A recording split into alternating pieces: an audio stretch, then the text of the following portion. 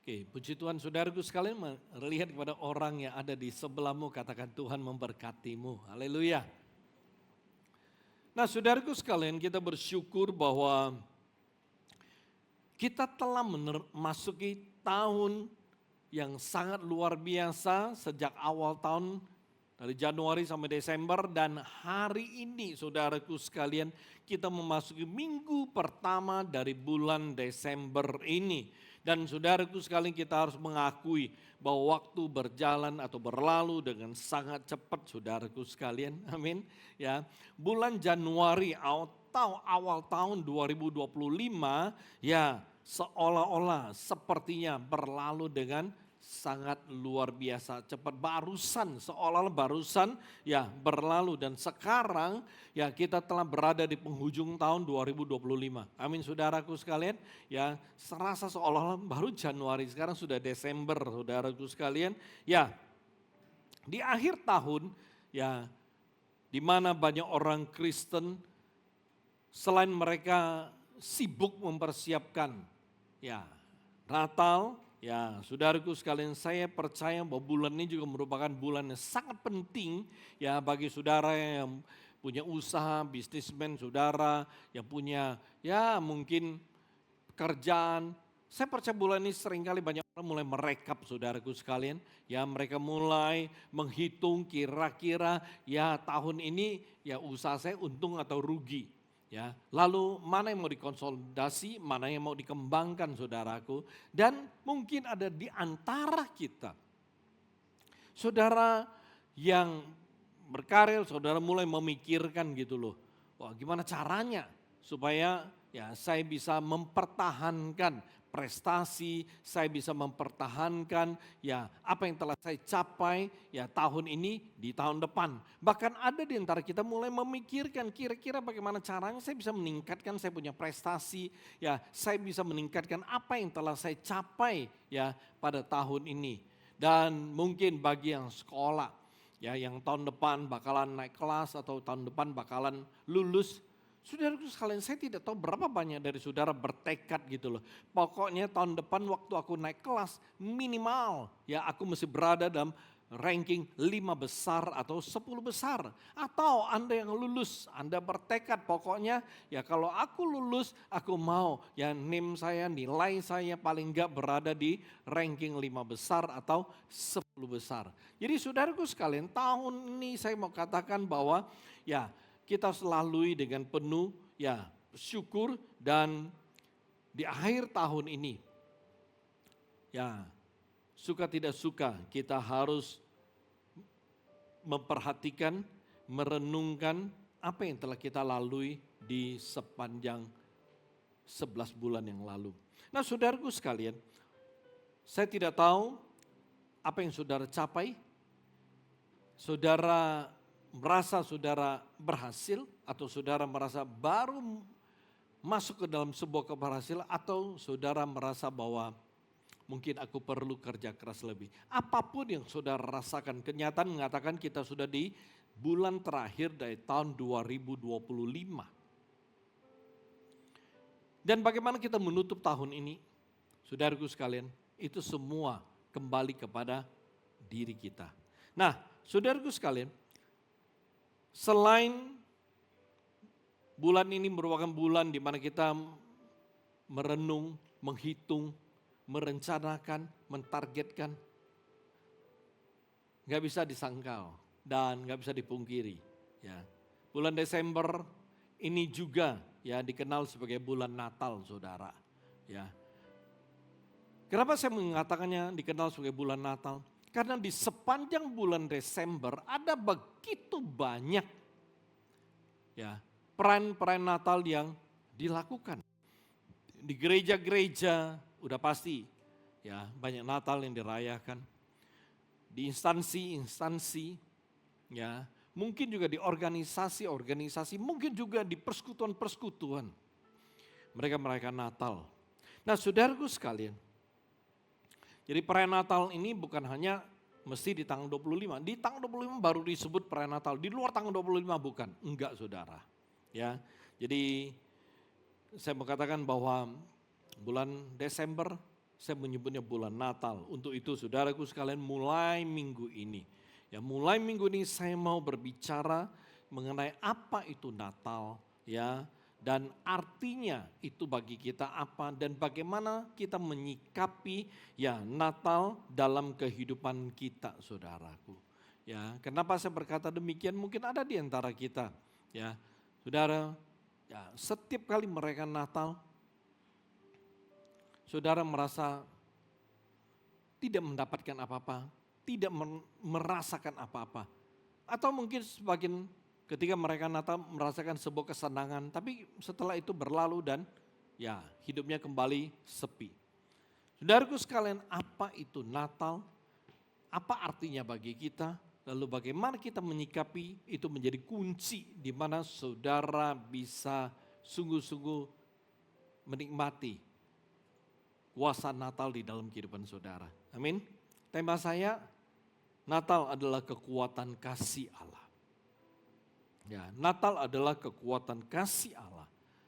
Jadi saudaraku sekalian, firman Tuhan ini akan menjadi pengantar bagi firman Tuhan di hari perayaan Natal kita nanti. Kita mulai dengan firman Tuhan, saudaraku sekalian, Injil Yohanes pasal 3:16. Ya, saudara boleh mencatatnya dan saya mengajak saudara untuk memperhatikan firman Tuhan ini dengan baik. Waktu saya membaca, saya rindu saudara baca di dalam hati. Amin. Ya, perkatakan firman Tuhan selalu di dalam hidup saudara. Ya, Injil Yohanes pasal ketiga 16 firman Tuhan bilang begini. Karena begitu besar kasih Allah akan dunia ini sehingga ia telah mengaruniakan atau memberikan anaknya yang tunggal supaya setiap orang yang percaya kepadanya tidak binasa melainkan beroleh hidup yang kekal. Amin. Ketika kita bicara Natal, saudaraku sekalian, ya, atau Natal yang selalu kita peringati, itu adalah tentang lahirnya Tuhan Yesus. Lahirnya Yesus Kristus ke dalam dunia ini dan ya menjadi jalan keselamatan atau lahirnya Tuhan Yesus ke dunia untuk menyelamatkan orang-orang yang berdosa dengan cara dia mati di atas kayu salib. Itu yang umumnya ketika kita berbicara mengenai Natal. Nah saudaraku sekalian, akan tetapi ketika kita bicara mengenai Natal, Natal itu sebenarnya bukan sekedar berbicara tentang ya lahirnya Tuhan Yesus Sang Juru Selamat kita. Enggak saudaraku sekalian, ada hal yang sangat penting atau bahkan saya mau katakan sangat utama yang merupakan dasar lahirnya Tuhan Yesus ke dalam dunia ini. Ya, hal ini saya sebut ya dengan kekuatan kasih Allah. Ya, jadi dengan kata lain bahwa di balik lahirnya Tuhan Yesus itu ada kekuatan daripada kasih Allah. Perhatikan sejak manusia jatuh ke dalam dosa, ya, yaitu saudaraku sekalian ketika manusia pertama yang Allah ciptakan Adam dan Hawa itu jatuh ke dalam dosa atau mereka membangkang otoritas Allah, ya, maka kekuatan kasih Allah itu mulai terlihat dengan sangat jelas. Ya, ketika manusia pertama Adam dan Hawa itu membangkang terhadap otoritas Allah, saya tunjukkan dulu otoritas Allah itu ada di mana. Kejadian pasal yang kedua 16 dan 17.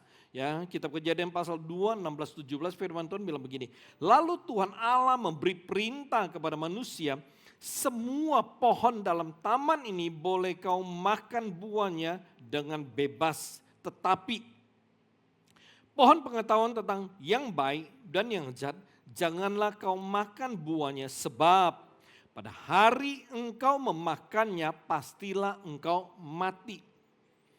Di sini saya mau saudara melihat dengan jelas otoritas Allah, yaitu ketetapan Allah, yaitu perintah Allah. Allah bilang begini kepada manusia yang dia ciptakan, Adam dan Hawa dengan sangat amat jelas. Semua pohon dalam taman, lo orang boleh makan, bebas. Ya, mau makan sebanyak apapun, ya silakan bebas. Tetapi, oke, lihat ketetapan Allah, ini otoritas Allah yang Allah ya sampaikan, berikan kepada manusia. Pohon di tengah-tengah taman, pohon pengetahuan yang baik dan yang jahat nggak boleh. Tidak boleh disentuh, nggak boleh dimakan. Jelas. Ya, ini otoritas Allah dengan sangat jelas Allah tunjukkan, Allah perlihatkan kepada manusia. Oke. Akan tetapi yang menjadi masalah adalah kitab Kejadian 3 pasal yang ke-6 bilang begini, perempuan itu melihat bahwa buah pohon itu baik untuk dimakan dan sedap kelihatannya. Lagi pula pohon itu menarik hati karena memberi pengertian. Lalu ia mengambil dari buahnya dan dimakannya dan diberikannya juga kepada suaminya yang bersama-sama dengan dia dan suaminya pun memakannya. Oke, kita keluar konteks sebentar. Kalau dari Kejadian 3:6 kita menemukan bahwa ini istri yang baik, amin. Kalau bicara istri yang baik. Kenapa? Selalu ingat suami, ada makanan enak, dia ingat suami. Kenapa? Karena ada istri yang kalau ketemu makanan enak dia lupa suami, saudaraku. Ya, dia ingat suaminya kapan? Waktu dia makan yang nggak enak. Udah makan enak, wah nggak bisa dimakan, baru ingat suami. Papa dikit dong, Pak, nih. Amin, saudaraku. Tapi di sini kita melihat ini istri yang luar biasa, amin. Ada makanan, begitu makan, enak ya, ingat suami. Ya, jadi saudaraku sekalian, ini hal yang luar biasa. Kalau dari suami kita bersyukur, ya, begitu Alkitab bilang, dan perempuan itu memberikan kepada suami dan suaminya itu memakannya. Wah, ini suami yang baik, yang percaya penuh kepada istri. Amin. Penting loh suami percaya pada istri, ya. Tapi masalahnya, ya, Adam dia makan tanpa bertanya. Satu sisi bagus sekali, ya. Kita mesti belajar. Istri harus selalu ingat kepada suami, suami harus bisa percaya penuh kepada istri. Amin. Ya. Nah, perhatikan. Yang menjadi persoalan, kita kembali ke konteksnya. Manusia memakan buah dari pohon yang Allah larang, saudaraku sekalian, untuk dimakan. Di sini memberitahu kepada kita dengan sangat jelas bahwa manusia itu kemudian membangkang otoritas dari Allah. Dan pada saat manusia membangkang otoritas Allah, waktu manusia menentang perintah Tuhan, waktu manusia melawan apa yang telah Allah tetapkan, maka manusia menjadi berdosa. Ingat, pembangkangan terhadap otoritas Allah adalah dosa. Ya, manusia menjadi berdosa. Oleh sebab itu, saudaraku sekalian, ya, semua manusia di dunia yang lahir kemudian setelah Adam dan Hawa, di dalam diri mereka itu telah tercemar oleh dosa Adam dan Hawa. Ya, sehingga saudaraku sekalian, tanpa manusia sadari, setiap manusia yang lahir di dunia, di dalam diri mereka telah membawa dosa. Kita sering menyebutnya dosa asal, yaitu dosa yang berasal dari Adam dan Hawa. Dan saudaraku sekalian, oleh sebab dosa inilah, maka semua manusia di dunia ini akan mati dan binasa. Perhatikan, oleh karena dosa, semua manusia di dunia akan mati dan binasa. Mengapa demikian? Kitab Roma pasal 6:23a berkata, sebab upah dosa ialah maut. Roma 6:23a bagian A, sebab upah dosa adalah maut. Akibat dosa adalah kematian. Akibat dosa adalah kebinasaan. Jadi saudaraku sekalian, inilah masalahnya, ya, bahwa manusia, setiap manusia yang lahir setelah Adam dan Hawa, mereka akan mati, mereka akan binasa. Akan tetapi ada hal yang sangat luar biasa yang menarik. Allah begitu mengasihi manusia sehingga Allah tidak mau manusia itu binasa. Allah tidak mau manusia telah diciptakan dengan begitu sempurna itu binasa dan masuk ke dalam sebuah kematian yang kekal. Karena pada saat Allah tahu manusia jatuh di dalam dosa, kitab Kejadian pasal yang ketiga, Allah langsung merencanakan, merancang sebuah penyelamatan ilahi yang sangat luar biasa. Allah merancang bagaimana caranya agar manusia yang telah jatuh dalam dosa, yang akan binasa itu bisa diselamatkan. Dan cara satu-satunya itu adalah dengan syarat Allah harus mengorbankan Tuhan Yesus anak tunggalnya yang dia sangat kasihi. Itu syaratnya. Ya, bahwa Tuhan Yesus harus mati demi bisa menebus kita punya dosa, demi menghapuskan kita punya dosa dan kesalahan. Itu syarat satu-satunya. Ya, untuk menebus dosa, untuk agar manusia yang akan mati dan binasa bisa diselamatkan, harus ada yang dikorbankan. Dan milik satu-satunya Allah yang dikorbankan itu adalah Tuhan Yesus. Dan Allah melakukannya. Dia memberikan anak tunggalnya Tuhan Yesus kepada dunia. Ini yang kita baca dalam Injil Yohanes 3:16. Karena begitu besar kasih Allah akan dunia ini. Karena begitu besar kasih Allah akan manusia yang telah diciptakan. Karena begitu besar kasih Allah akan Anda dan saya. Maka dia mengaruniakan anak satu-satunya, Tuhan Yesus. Agar melalui Tuhan Yesus kita semua bisa diselamatkan. Dasar Allah mengambil keputusan besar ini karena ada kekuatan kasih yang begitu luar biasa di dalam diri Allah.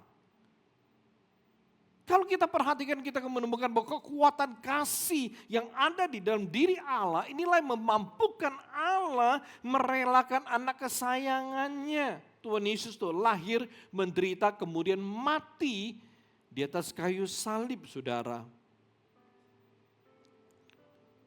Dan kekuatan kasih di dalam diri Tuhan Yesus itu juga yang memampukan dia berkorban, mengorbankan dirinya untuk menanggung semua penderitaan, semua ya rasa sakit sampai dia mati. Margaret Anderson, seorang editor dan seorang penulis yang ternama dari Amerika pernah berkata seperti demikian, ini statementnya. Kasih sejati menginginkan yang terbaik bagi orang yang dikasihi. Sedangkan kasih romantik menghendaki diri tubuh orang yang dikasihi. Ini statement yang sangat menarik. Ya. Di sini Margaret mengatakan demikian. Ada dua jenis kasih di dalam hidup ini. Yang pertama adalah kasih sejati, the real love. Dan yang kedua adalah kasih romantik atau romantic love. Perhatikan, di dalam kehidupan hari ini ada banyak orang salah kaprah, saudaraku sekalian, salah kaprah. Saat berbicara tentang kasih sejati, mereka berpikir bahwa kasih romantik adalah kasih yang sejati. Kenapa? Bayangin saudara, coba saudara bayangin. Ketika seorang laki-laki ya ataupun ya mungkin pacarmu sebelum nikah. Ya, coba flashback sebentar, Anda yang sudah menikah bayangkan. Ya belum menikah masih pacaran, tiba-tiba pasangan saudara, pacar saudara bilang begini ke saudara. Kamu adalah satu-satunya wanita yang ku paling cintai.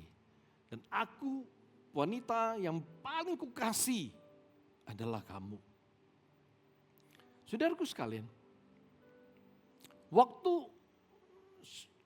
saudara mendengar, ya apalagi seorang cewek mendengar hal ini, apa yang saudara rasakan? Wow, this is the real love. Waduh, ketika dia bilang gini, pokoknya apapun yang terjadi, saya tidak pernah akan meninggalkan kamu. Bayangin, tuh cewek kalau dengar cowok ngomong begini, apa yang terjadi? Langsung luluh hatinya, ya, bukan luluh Orlando tapi luluh hatinya. Saudaraku sekalian, langsung terbang serasa wow di angan-angan gitu loh, di awan-awan. Dan perhatikan, ketika saudara mendapatkan sebuah kalimat yang begitu indah dari pacar saudara, saudara akan merasakan wow inilah ya cinta sejati, kasih sejati. Perhatikan, kita perlu jelas, kasih sejati beda sekali dengan kasih romantis. Margaret ya menunjukkan kepada kita tentang hakikat dari kasih sejati. Dia bilang begini, ya menurut Margaret, kasih sejati adalah kasih yang sama sekali tidak mementingkan atau memikirkan diri sendiri. Akan tetapi kasih sejati ini adalah semata-mata hanya tertuju kepada dan demi orang yang dikasihi. Maksudnya adalah Margaret berkata bahwa kasih sejati itu mendambakan, mengupayakan dan berjuang untuk memberikan terbaik bagi yang dikasihi. Ini kasih sejati. Ya. Ini kasih sejati.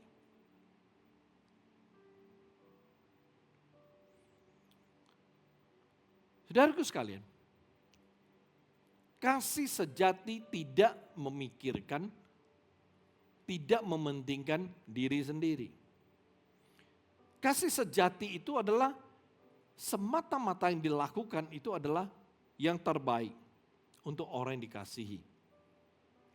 Di dalam Alkitab ada bahasa Alkitabnya, ini disebut dengan agape. Kasih sejati di dalam Alkitab disebut dengan kasih agape. Yaitu kasih tanpa pamrih, kasih tanpa syarat.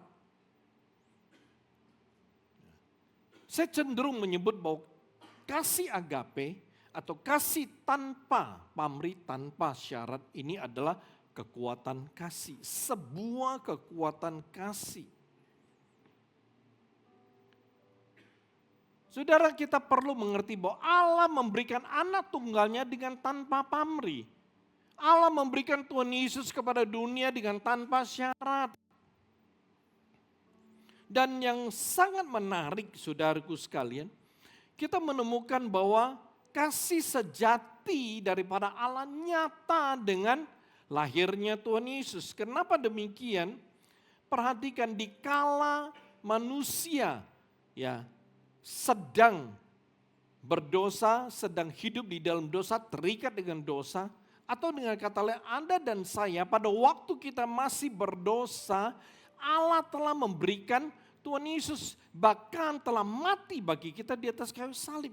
Jadi perhatikan saudaraku sekalian, kasih sejati daripada Allah adalah dia berusaha untuk berpikir dan memikirkan gimana caranya semua manusia itu boleh diselamatkan, bisa diselamatkan. Allah selalu berpikir bagaimana caranya tidak ada satupun manusia itu binasa. Itu yang terus Allah pikirkan. Bahkan waktu dia memberikan anak tunggalnya Tuhan Yesus. Saudaraku sekalian, itu ada sebuah refleksi daripada kasih sejati yang begitu luar biasa. Yang menginginkan setiap orang yang percaya kepada Yesus itu tidak binasa. Tidak mati dalam sebuah kebinasan, tapi diselamatkan. Ini menarik. Oleh sebab itu saudaraku, saat kita berbicara mengenai kasih sejati, kasih agape, kasih tanpa syarat, tanpa ya pamrih, ya kita bersyukur bahwa Allah telah mempersiapkan Yesus datang ke dunia ini begitu manusia jatuh di dalam dosa. Lahirnya Tuhan Yesus itu merupakan upaya daripada Allah agar dosa manusia itu bisa dihapuskan dan manusia bisa menjadi milik kepunyaan Allah serta mendapat bagian di dalam sorga yang mulia, saudara. Hari ini saudara harus tahu bahwa kekuatan kasih Tuhan itu tidak pernah surut atas Anda dan saya. Kekuatan kasih Tuhan ini akan menyatakan kuasa dan akan menyatakan kemuliaan Allah dalam kehidupan kita. Sangat penting saudara menyadari dan mengerti bahwa apapun situasi dan kondisi saudara, itu Tuhan tidak pernah akan meninggalkan kita. Tuhan tidak pernah akan meninggalkan saudara. Saat saudara sedang jatuh dalam dosa, saat saudara sedang jauh dari Tuhan, saat saudara mungkin tidak mengandalkan Dia sama sekali, atau bahkan saat saudara meragukan Tuhan, saya mau katakan Tuhan itu tetap mengasihi saudara. Dia tetap mengasihi saudara dengan kasih sejatinya, yaitu kasih yang akan melakukan yang terbaik bagi yang dikasihinya. Memang ketika kita berdosa, kita kehilangan kemuliaan Allah. Tetapi pada saat kita bertobat, pada saat kita berubah, Allah menerima kita kembali, membawa kita ke dalam kemuliaannya. Tapi satu kenyataan memberitahu kepada kita, dan saya mau saudara mengerti bahwa kasih sejati Allah ini membuat Tuhan itu tidak pernah berpaling dari kita, apalagi membuang kita. Amin saudara. Saya rindu, ini adalah kunci yang sangat penting untuk saudara mengerti. Saat kita berbicara tentang kekuatan kasih Allah, saat kita berbicara mengenai kasih sejatinya Allah, saudara harus tahu bahwa Allah tidak pernah jauh dari kita. Bahkan firman Tuhan mengatakan bahwa Allah itu hanya sejauh doa. Ya. Enggak jauh-jauh saudaraku, Allah itu hanya sejauh doa. Kalau saat ini saudara merasa saya sedang terikat dosa, saya sedang jauh dari Tuhan, saya nggak tahu, nggak pasti Tuhan itu gimana, saudara meragukan Dia. Atau saudaraku, apapun saudara lakukan, saudara enggak mengandalkan Tuhan, saudara lebih percaya pada kemampuan saudara. Mungkin ada banyak hal-hal yang membuat hati Tuhan menjadi sedih dengan perilaku kita, dengan perbuatan kita. Tetapi satu hal yang saya mau pastikan, karena kekuatan kasih Allah yang begitu sempurna, kasih sejatinya yang tidak pernah berubah, itu membuat Allah itu selalu ada di samping kita. Menunggu kita untuk berpaling kepada Dia. Allah selalu ada di sisi kita untuk selalu menopang kita dan membantu kita untuk sadar. Mungkin ada di antara saudara, saudara merasa bahwa Tuhan sepertinya, Tuhan sepertinya tidak mengasihi saudara. Ya. Di mana saudara sudah lama berdoa untuk keuangan saudara, tapi keuangan saudara tidak menjadi lebih baik. Atau saudara sudah berdoa dengan sungguh-sungguh untuk kesembuhan saudara, untuk sakit saudara, tapi saudara belum disembuhkan oleh Tuhan. Atau saudara belum sembuh-sembuh. Atau saudara sudah berdoa dengan sangat tekun, tapi suami saudara, istri saudara, atau anak-anak saudara itu belum berubah. Dengarkan saudaraku sekalian. Ini bukan berarti Tuhan itu tidak mengasihi saudara. Tuhan tetap mengasihi saudara. Perhatikan, ketika saudara tetap mau berdoa, saudara tetap mau ke gereja, saudara tetap mau memuji dan menyembah Tuhan, saudara tetap mau baca Alkitab, saudara tetap mau beri persembahan, saudara tetap mau bayar perpuluhan, saudara tetap mau hidup benar dan lain sebagainya. Perhatikan, inilah tandanya kasih sejatinya Tuhan tetap ada di dalam kehidupan saudara. Kenapa demikian? Karena kekuatan kasih Tuhan akan menjadi kekuatan bagi kita untuk tetap terhubung dengan Dia. Dengan kata lain bahwa kasih sejatinya Tuhan itu mengikat kita ke dalam hubungan dengan Tuhan. Menarik, kasih sejati Tuhan inilah yang mengikat ya hubungan antara Tuhan dengan kita.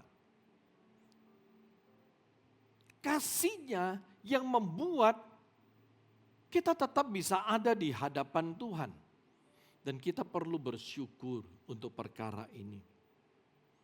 Jadi saudaraku sekalian, di Natal tahun ini, biarlah kita semua ya boleh mengerti dan menyadari kebenaran ini. Kekuatan kasih Allah, yaitu kasih sejatinya, ini adalah seperti obor yang akan terus menyala di sepanjang kita punya hidup.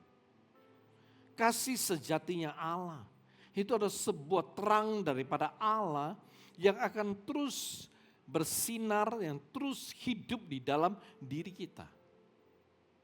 Dan kasih sejati Allah itu akan memampukan kita untuk mengerti kasih Tuhan di dalam kehidupan kita.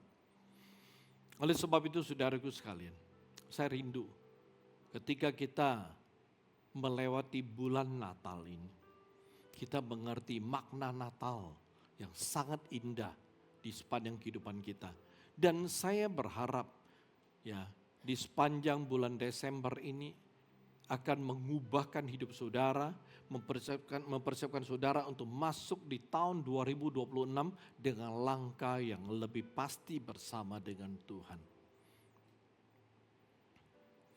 Saya percaya kekuatan kasih daripada Tuhan itu akan menjadi kekuatan bagi kita untuk terus berjalan bersama dengan Dia di tahun 2026. Amin saudaraku. Mari kita tundukkan kepala.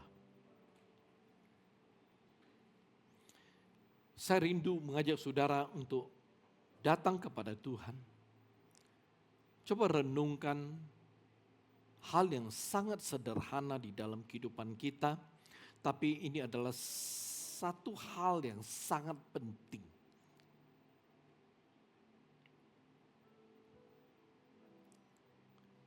Allah telah mengasihi kita.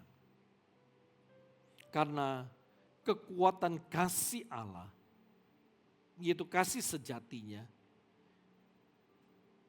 itu kekal adanya. Jadi ketika Allah mengasihi kita, maka Allah tetap akan mengasihi dan terus-menerus mengasihi kita.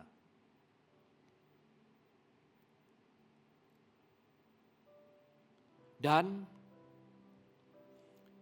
kekuatan kasih Allah, itulah yang membuat Tuhan mengasihi kita walau apapun keadaan kita. Tuhan tetap mengasihi kita walaupun kita bersalah di hadapannya. Allah tetap mengasihi kita walaupun kita tidak mengasihi Dia. Itulah kekuatan kasih daripada Allah yang ada di dalam diri Allah.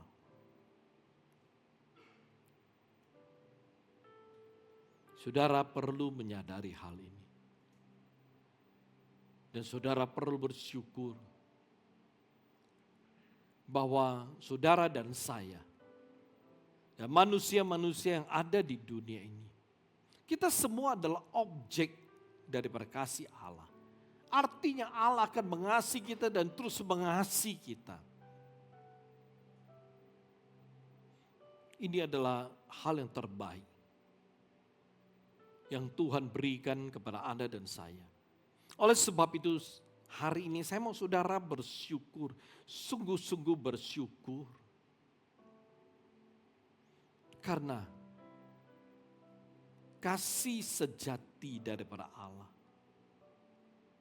itu terus hidup di dalam diri kita. Artinya Allah selalu menempatkan kasih sejatinya dalam kehidupan kita. Sehingga ini menjadi satu sarana kita boleh tetap dikasihi Tuhan.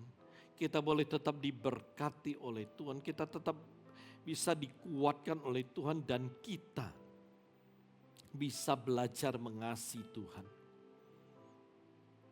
Oleh sebab itu saudaraku sekalian, saat kita bicara tentang Natal, kita bicara tentang kekuatan kasih Allah. Dan mari kita belajar dengan kasih sejati yang kita telah terima dari Tuhan. Mari, biarlah kita belajar untuk mengasihi Tuhan lebih daripada yang lain. Biarlah kita bertekad untuk mengasihi Tuhan dan menjadikan Dia sebagai yang paling pertama dan terutama di dalam kehidupan kita. Mari kita bertekad saudaraku sekalian. Bahwa apapun yang terjadi, aku mau sungguh-sungguh mengasihi Tuhan. Walau apapun yang terjadi, aku tetap mau mengasihi Tuhan. Mari, biarlah ini menjadi tekadmu, menjadi keinginan terbesarmu sebelum kau menutup tahun 2025. Sehingga ketika melangkah di tahun 2026, Anda memasukinya dengan langkah yang begitu luar biasa. Yaitu tekad untuk mengasihi Tuhan lebih daripada yang lain. Dan saya percaya, ketika itu adalah kerinduan keinginanmu yang terbesar, maka engkau akan melihat hal yang terbaik Allah sediakan bagimu di tahun 2026. Haleluya. Bapak terima kasih untuk hari ini. Bersyukur untuk firman-Mu yang Kau berikan bagi kami. Dan biarlah kami belajar, kami mengerti Tuhan, bahwa Natal adalah kekuatan daripada kasih Allah. Lahirnya Tuhan Yesus karena ada kekuatan kasih Allah yang begitu mengasihi kami. Sampai rela memberikan yang terbaik, yaitu anak tunggal. Anak tunggal Allah untuk kami semua. Terima kasih Tuhan Yesus. Kami rindu biarlah kekuatan kasih-Mu, yaitu kasih sejati-Mu akan terus meneguhkan kami untuk mengasihi-Mu, untuk hidup sesuai dengan kehendak-Mu, dan untuk terus mencari wajah-Mu lebih daripada yang lain. Terima kasih Bapa, berkati firman-Mu, berkati setiap anak-anak-Mu yang mendengar dan menerimanya. Biarlah ini akan menjadi kekuatan yang akan terus memimpin mereka untuk menjadi seorang pemenang. Terima kasih Bapa, mulia bagi nama-Mu. Di dalam nama Yesus Tuhan kami berdoa, bersyukur. Haleluya. Amin.